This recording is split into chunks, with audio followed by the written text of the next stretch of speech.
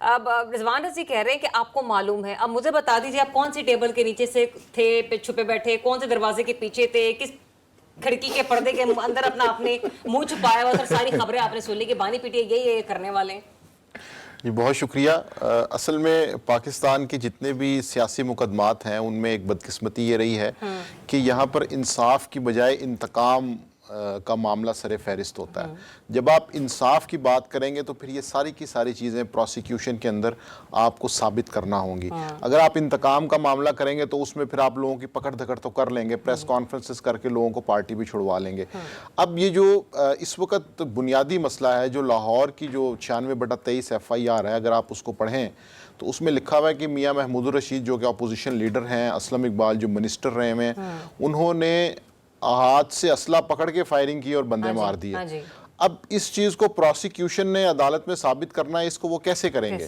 تو جب آپ یہ بات کرتے ہیں، FIR میں لکھا ہوا ہے کہ علی امین گنڈا پور اور فلاں فلاں فلاں لوگوں کو اکسا رہے تھے کہ وہ حملہ کریں اور تباہ و برباد کر دیں. پھر وہی علی امین گنڈا پور جب ایپیکس کمیٹی میں وزیر اعظم اور آرمی چیف کے سامنے بیٹھے ہوں تو پھر یہ پتہ چلتا ہے کہ انصاف تو فی الحال نہیں ہو رہا. یہ ایک ایسا معاملہ ہے کہ جس کے اندر آپ انتقام کو فروغ دے رہے ہیں. تو اس لیے پروسیکیوشن نے ان سارے مقدمات کو اب عدالت میں ثابت کرنا ہے. یہ جتنی بھی گواہان کی بات ہو رہی ہے یہ اسی وقت ثابت ہوگی جب وہ عدالت کے اندر اپنا ایک بیان دیں گے اور اس بیان کی بنیاد پہ یہ سارا کچھ ہوگا.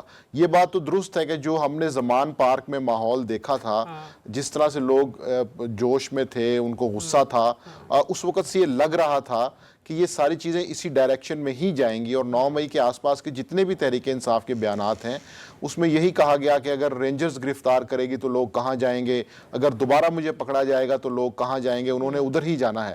تو یہ چیز واضح تھی سیاسی طور پہ تحریک انصاف کی جانب سے.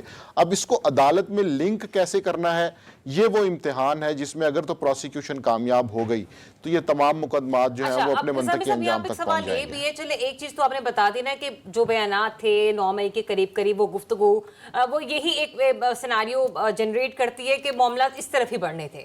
اب دائیں بائیں جو لوگ موجود تھے سر اس میں بھی تو تفریق پائی جاتی ہے نا.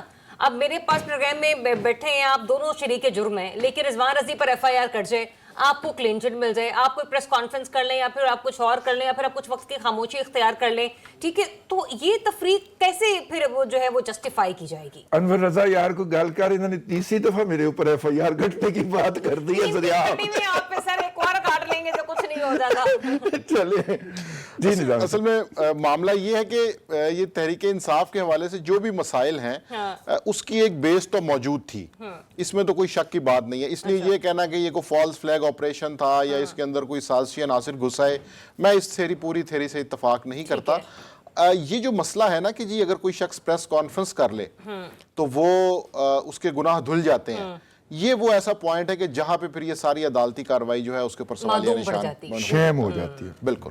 اور اس وجہ سے ہم نے یہ دیکھا ہے کہ IG پنجاب کی پریس کانفرنس ہو، باقی FIRs ہوں، ان میں جو نام لیے گئے ان میں سے جن لوگوں نے لا تعلقی کا اظہار کر دیا، جو سائیڈ پہ ہو گئے، بیرون ملک چلے گئے، ان کے لیے اگر خاموشی طاری ہو جاتی ہے تو پھر یہ جو پورا پروسیس ہے اس کے اوپر کوسچن مارک آ جاتا ہے.